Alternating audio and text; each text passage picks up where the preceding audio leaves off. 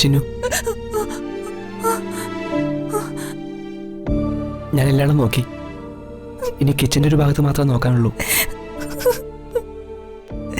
ചന്ദ്രാമ്മ അങ്ങോട്ട് വന്നപ്പോഴാ ഞാൻ ഇങ്ങോട്ട് പോകുന്നത്.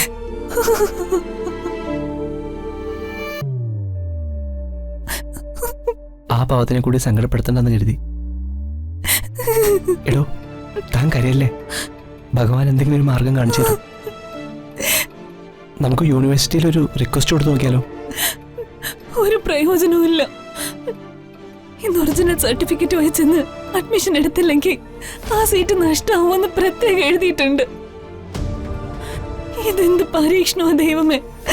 ചിന്നു, ഞാൻ ഒന്നുകൂടി നോക്കിയിട്ട് വരാം.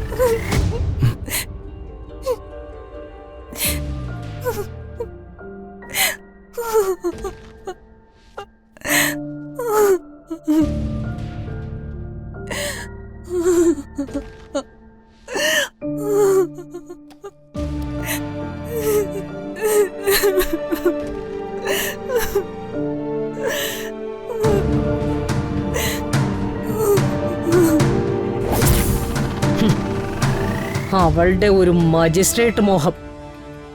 ഇതൊക്കെ മുളയിലേ നുള്ളിയില്ലെങ്കിൽ കേറിയങ്ങ് വളരും, പിന്നെ പടർന്ന് പന്തലിക്കും. ശിവദാസന്റെ മോളെ വക്കീലാക്കാൻ എന്റെ സ്വന്തം കെട്ടിയോനും മോനും മുൻപന്തിയിൽ നിന്ന് ഈ രമാദേവിക്കെതിരെ പടനയിക്കുക. അവള് വക്കീല് പോയിട്ട് ഒരു ഗുമസ്ത പോലും ആവില്ല. അതിന് സമ്മതിക്കില്ല ഞാൻ.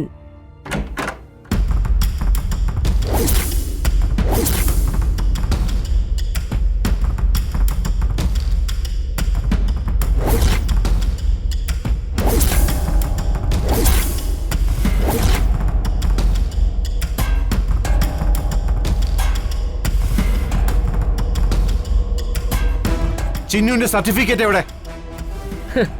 അവളുടെ സർട്ടിഫിക്കറ്റ് എന്നോടാണോ ചോദിക്കുന്നത്? അവളോട് ചെന്ന് തിരക്ക്. നീ അറിയാതെ അത് എവിടെയും പോകില്ലെന്ന് എനിക്കറിയാം. അപ്പൊ അറിയാം, തമ്പുരാനെയും തമ്പുരാട്ടിയെയും കൊന്ന ശിവദാസന്റെ മോള് പഠിക്കണ്ട.